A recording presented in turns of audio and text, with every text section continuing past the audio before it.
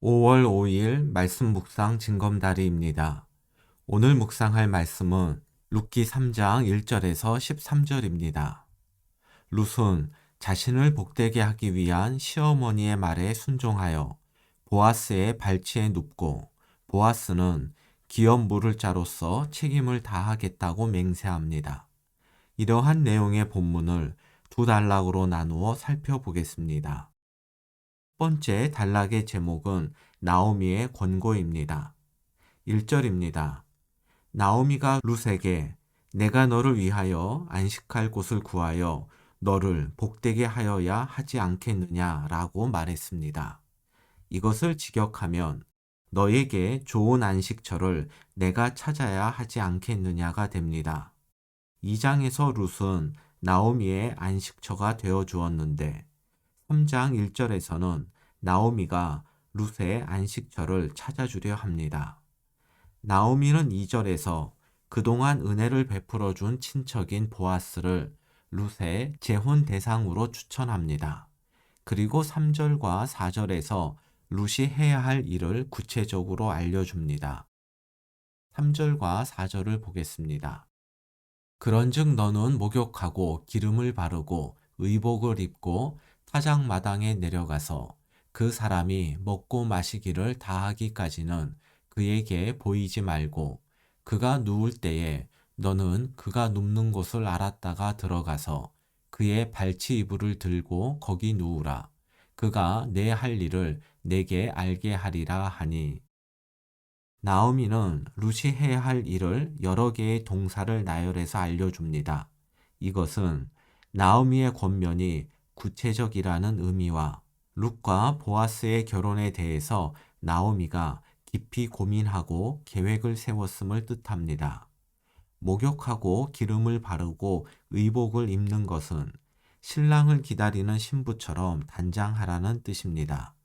그런데 나오미는 신부처럼 꾸미되 타작마당에서 이루어지는 추수잔치가 끝날 때까지 보아스의 눈에 띄지 않도록 주의하라고 말합니다.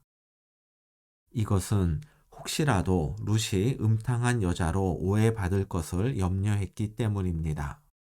나오미는 보아스가 혼자 잘 때에 그의 발치 이불을 들고 거기에 누우라고 말합니다. 발치 이불은 이불에서 발을 덮고 있는 부분을 가리키기도 하고 보아스의 옷을 벗기라는 성적인 의미로도 해석할 수 있는 표현입니다. 5절입니다. 룻이 시어머니에게 이르되 어머니의 말씀대로 내가 다 행하리이다 하니라. 나오미의 계획은 룻이 겁탈당하거나 음란한 여자로 오해받을 수 있는 무모하고 위험한 계획입니다. 그러나 룻은 시어머니의 계획을 따르겠다고 말합니다. 나오미가 룻과 보아스의 결혼을 무리하게 추진하는 것과 룻이 부담스러운 시어머니의 제안을 받아들이는 것은 자신들이 먼저 결혼을 제안할 만한 자격을 갖추었거나 형편이 넉넉해서가 아니라 보리와 밀 추수 기간 동안 보았던 보아스의 인품과 그가 베풀었던 인애, 곧 헤세드에 기반한 것입니다. 두 번째 단락의 제목은 보아스의 약속입니다. 6절에서 8절입니다. 룻은 시어머니의 명령대로 추수잔치를 끝내고 잠든 보아스의 발치 이불을 들고 그 자리에 누웠습니다. 이후의 내용은 보아스와 룻의 대화입니다. 9절입니다. 이르되 내가 누구냐 하니 대답하되 나는 당신의 여종 룻이오니 당신의 옷자락을 펴 당신의 여종을 덮으소서. 이는 당신이 기업을 물을 자가 됨이니이다. 깜짝 놀란 보아스는 누구냐고 묻고 룻은 나는 당신의 여종입니다. 나를 당신의 옷자락으로 덮어 주십시오. 그리고 당신은 기업을 물을 자입니다. 라고 답했습니다.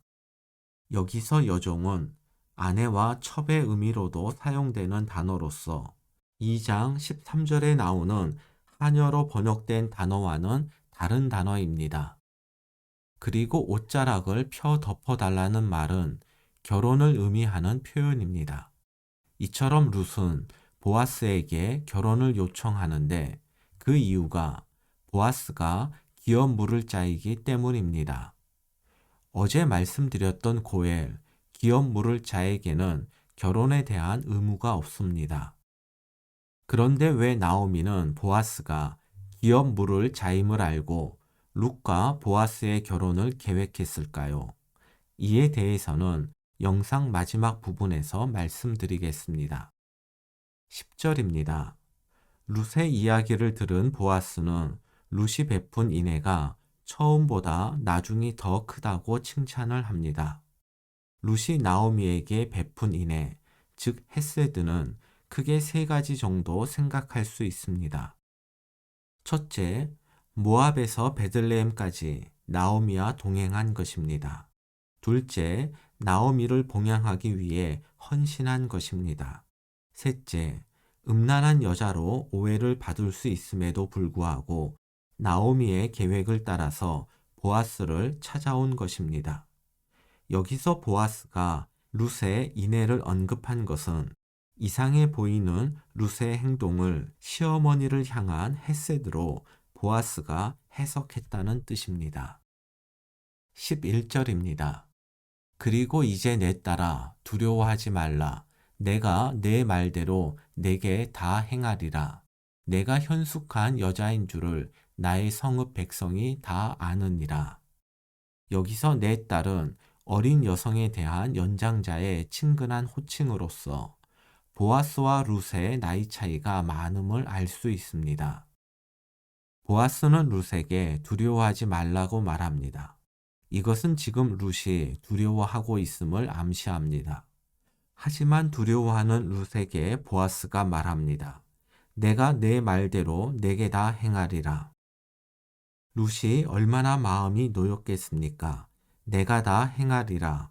이것은 두려움과 염려 속에 살아가는 우리들을 향한 주님의 말씀이기도 합니다.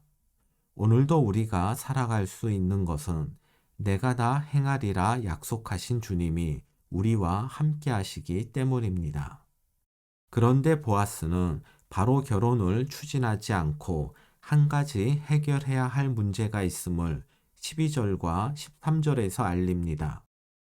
보아스가 말하는 문제란 기업 물을 자로서 보아스보다 더 가까운 사람이 있다는 것입니다. 보아스는 법과 원칙대로 일이 진행되기를 원했습니다. 그래서 먼저 그 사람에게 선택권을 주고 그 사람이 의무를 이행하지 않을 때 자신이 기업 물을 자가 되겠다고 말합니다. 이것은 아무리 중요하고 선한 일이라 할지라도 원칙을 지키고 선한 방법을 통해 일을 이루어 가는 것이 하나님이 일하시는 방식임을 알려줍니다. 묵상을 위한 말씀 배경 설명입니다. 매일 성경의 해설집인 묵상과 설교의 배경 이해에 나온 내용으로 나오미가 왜 기업 물을 자와 결혼을 계획했는지를 알아보겠습니다. 룻이 보아스에게 그가 기업 물을 자이기 때문에 그와 결혼하려고 한다고 말한다. 이는 시형제 결혼을 염두에 둔 말이다. 시형제 결혼이란 이스라엘의 계대 결혼 제도의 쉬운 표현입니다. 계대 결혼이란 한 사람이 아들이 없이 죽으면 죽은 사람의 형제가 죽은 사람의 아내를 자신의 아내로 맞이하여 자식을 낳게 해주어 죽은 사람의 대를 잇도록 하는 제도로서 신명기 25장 5절에서 10절에 나옵니다. 다시 처음부터 읽도록 하겠습니다. 룻이 보아스에게 그가 기업 물을 자이기 때문에 그와 결혼하려고 한다고 말한다. 이는 시형제의 결혼을 염두에 둔 말이다. 원래 기업 물으는 것과 결혼은 관련이 없다. 기업 물으는 것은 가까운 친척이 땅을 되사주는 제도다.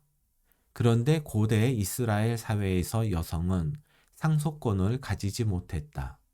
남편이 죽으면 그 땅은 1차적으로 아들에게 상속되고 아들이 없는 경우에만 딸에게 상속된다. 그러므로 남편도 아들도 없는 나오미는 보아스가 땅을 되사 주어도 받을 수가 없다.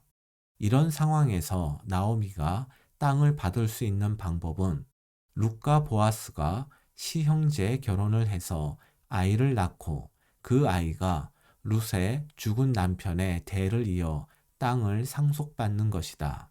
이렇게 되면 나오미는 아이의 양육자로서 땅에 대한 권리를 갖게 된다. 이런 이유로 룻이 보아스에게 시형제 결혼을 요청한 것이다. 이러한 배경 설명과 오늘의 본문 해설을 참고해서 여러분 각자가 말씀을 묵상하시기 바랍니다.